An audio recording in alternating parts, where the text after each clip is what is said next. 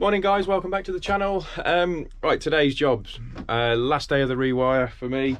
We've got the garage basically to rewire now, so I've got to get the armoured in. The homeowners are doing the trench, which is great because I hate doing all that. So I've just got to put the cable in and they're going to bury it. They've already made a start on it, so like I said, you know, you need to run around this way, but so they're going to dig that a little bit deeper. Yeah, so in the garage we've got, I'll try and show you, so there's be a light switch just as you come in, and it's a bit dark in here, but this is going to be replaced for a new LED single. There's a double socket going down here. There is, on the back wall over there, there's a double socket and a switch spur feeding out behind it for a IP65 socket for their lazy spar. And then down this way is where, so this little beauty is going to get changed. There'll be another little socket, double socket underneath, I'm assuming, you know, for hoovering or whatever. And then the armoured's going to be coming in down hither somewhere. Yeah, like I say, this is an original for when this was all built. It's very tight space in here, there's a lot of stuff in here, but yeah, this is the joys of being a Sparky, isn't it? I suppose you can't expect people to empty their entire garage and house out. That's it's not going to happen, is it? Let's face it, where are they going to put it all? So you just have to work around it. So yeah, so going back this way, so I've brought my new feed out here, so that's going to have a weatherproof enclosure on it. I'm going to bring the armoured down along here, and then it's going to go off down that way into the trench and round. This is the old supply, which is that one. So that was running across through there, and that's how it's always been. That's how it's always been from day one. So I've disconnected the power for that, and I've just got to remove it really. So I've got to come. So that's how it's been for all these years. So I'm pretty sure that's not regulation, but oh, I can get my hand in too. Very good. Not even bunged that up. You know, it's amazing what they used to do, isn't it? But yeah, so like I say, I hope you enjoy the channel. If you haven't already, don't forget to hit the subscribe button. Really struggling saying that for some reason.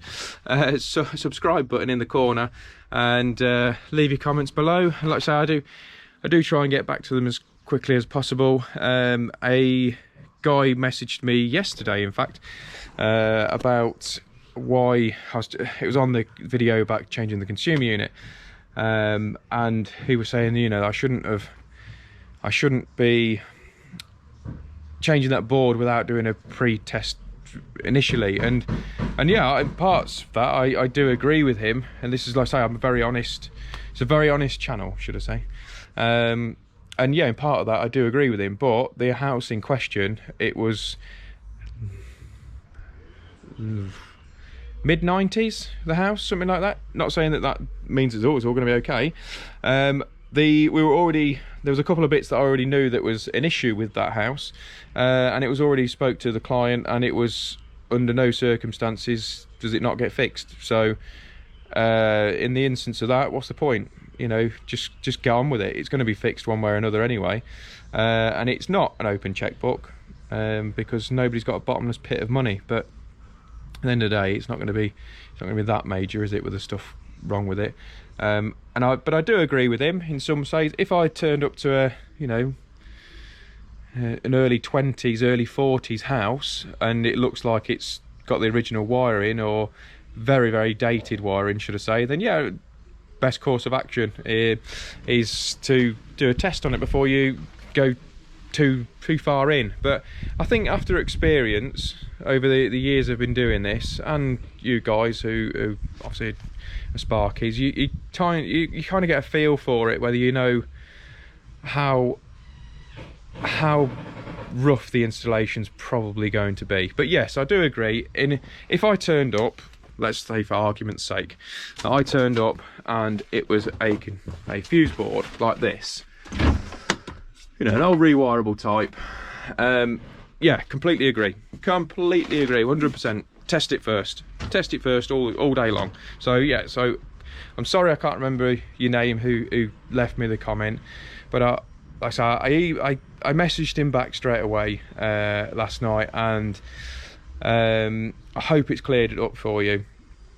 Like I say, if you do ask me a question, I will try and answer it as honestly as possible, because you know, we've all got different views on things, and I think that's good. I think that's a good thing to have. So yeah, so I hope that cleared you up. So at the end of the day, thank you very much for your comment. I do appreciate it. It is, you know, they're all welcome. So yeah, so like I say, I'll get set up, and we're sure. Oh, we got Kian back today, so happy days. He's just putting the floorboards back down for me, so happy days. Right, what I'm going to do is I'm going to show you how to terminate some armoured. I am in a bit of a tight squeeze. I'm also going to show Kian for the first time. Kian. So it's good to have Kian back, to be fair, today. So I'm going to pass this over to Kian, and then I'm going to show you how I go about doing this.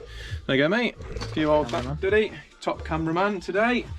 So what you do, Kian, there are tools specifically for doing this, but when I had my truck broken into, that got nicked. So trusty old junior hacksaw. So work round all the way round. Key is not to go too mad with it, because you don't want to cut all the way through. You're just going to score the armoured itself.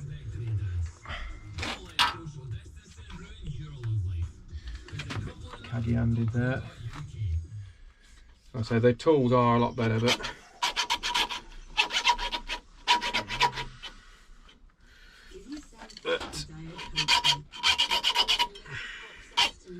I ain't bought one, so just got to deal with it. So there's another thing a mate of mine said to me was that is if you use a bit of tape when you're new to doing it, if you wrap that tape around there, you know roughly where you need to score around your next one. Do you know what I mean? So when you peel that back, so if you do that first, so what I do now, if I use these, yes, these are busted out, so scratch around that, and before I go too mental, so make sure that's the right way round. So slide that down, and that one, so they're out my way. And then, ooh, knife. Is my knife down there, Kian? You got yours on you? Come on me. See, ever prepared. Oh, he's digging deep, digging deep. Nice one, thanking you. Button. A button? Who's your fighter? It's a bit jazzy, isn't it? So, if you... Oh, I think you need a new blade in here. Yeah, I know. Jesus. I knocked it up the other day. I'd say. I think we need... If we find mine, we'll get mine. Right, I think mine's just down there, mate. Blunt knives are no good. No use as an ornament. I'll have to pass you that before. There you go, thanking you. Mine's not much better, but it's certainly better than that. So just peel that up, like so.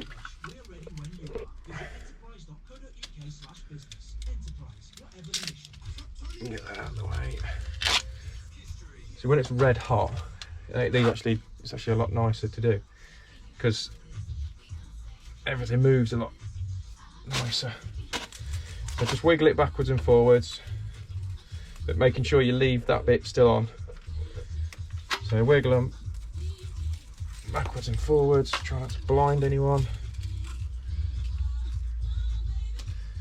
Okay, so that's those. So what I'll try and do is wind one of them round that, just because when you chuck that on the floor to clean up later, there's not loads of wires kicking about.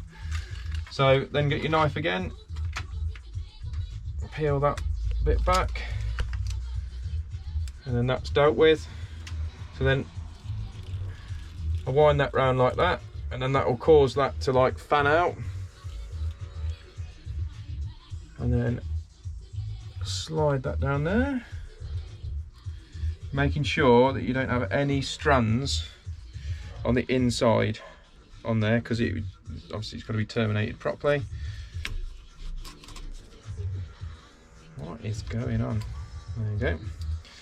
So then push that one inwards that way and bring this one up to it, and then tighten it up. So if you hold that one still and tighten this one up to it, I always find that's the best way for me. So essentially, the next step after that is obviously just to use your adjustables and your grips and tighten it up. So tighten that one up, bring that one up to it, and then that's ready to mount your board onto. So you're all ready to go. What I'll do after that, you'll drill through there.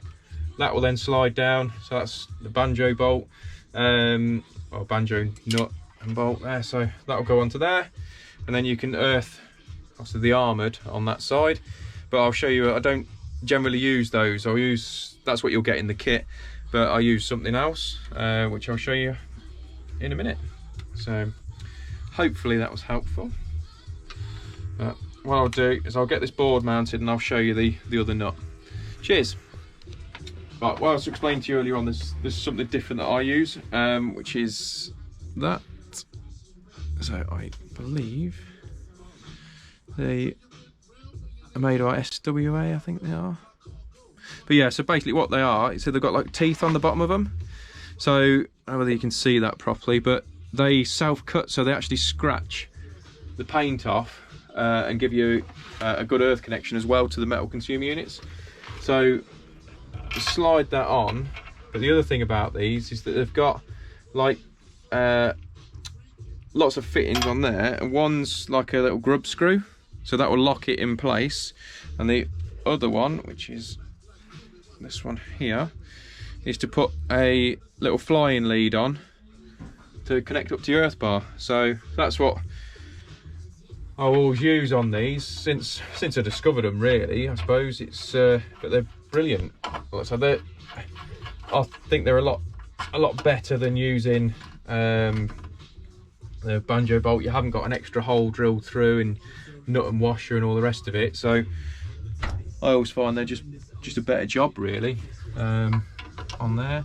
But yes, they are a bit more money, but I feel they're worth the extra money, because by the time they're a lot faster as well.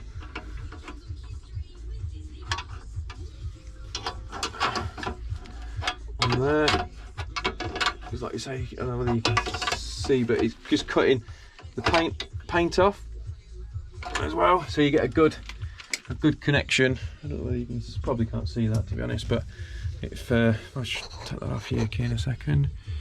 You probably can't see, but just under there, it's actually scratched all the paint off as you tightened it up. You might be able to see it just there. But yeah, they're a lot better system, I reckon. But the manufacturers aren't gonna stick them in the bag, because all of a sudden the fittings start getting pretty pricey. So yeah, so it comes with the bag when you buy them. It comes with a little Allen key for it as well, which is very handy. And you haven't got to go searching around for your Allen keys if you're anything like me, because my set's gone missing again, which is very annoying. So I'm going to go and buy one now. But yeah, so another thing that I generally do is when I'm putting the armoured through, I peel it back and then leave that on for a minute, just so we haven't got 3 wires or 4 or 2 or whatever you're dealing with armoured wise. It just makes life a bit easier. Little things, isn't it, I suppose. But yeah, so I'll get this tightened up. We'll get the there's another hole here which is going to have a stuffing gland in, and that's going to be for my earth rod that's going to be going in. just in case anyone's seen that hole and what the hell's that for. And then I can put your earth down there from the earth rod going in here. Then yeah. But me and Kian are starving. We haven't had anything to eat yet, have we, mate? Nope. And we are pretty hungry. And the weather's awful outside. So, let's say it's been my EIC assessment, which was yesterday, day before, wasn't it, Kian? So that's why Kian's been on the other site. So I'm looking forward to going back over there actually and seeing what that's like, because it's been a little while. So yeah, so I'll catch up with you in a little bit. Right, that's all the board done now. It's all wired in. Like I say, Hager's always been my go-to on boards. I know the garage consumer unit's a little bit dearer, but it's so much nicer to work with. A lot more room around there. So it's just a bit of dead testing. So I run a bit of Copex down to my earth rod down here. I just think it looks loads neater like that. So the circuits as they go, it is incredibly tight working around here. So we've got the single LED button light in here, light switches down to this point, metal clips going across here, because if you're in the case of a fire, for example, and that's blocked and it spends most of its life blocked. If it was here, if I was a fire hit literally here, I've got to get through here. So you need to make sure that those cables can't fall down in case of an emergency. But the likelihood is that you're going to be out of here long before then anyway. So they're clipped up anyway, as per regs. Same with over this entrance here, all metal clips past this one. And then down here we've got a double socket and a switch spur that controls a outside double socket as well. So a little bit of testing left to do, and then that's pretty much it. So yeah, I'll get on with the testing and then I'll show you the final walk round. All right guys, that's the end of the job. It's all labelled up now, all ready to go. So like I say, quick recap in here. LED light socket down there, and there's also a outside socket gone in. I'll upload, just clean that. So double socket fitted down there. I'll upload some images of the board and stuff. The homeowners are in now cleaning up and dusting down everywhere. So yeah, so I'll put some images up. And yeah, thanks for watching. So that's the end of this rewire job. So yeah, so if you enjoy the videos, give us a thumbs up and I shall catch you later. Cheers.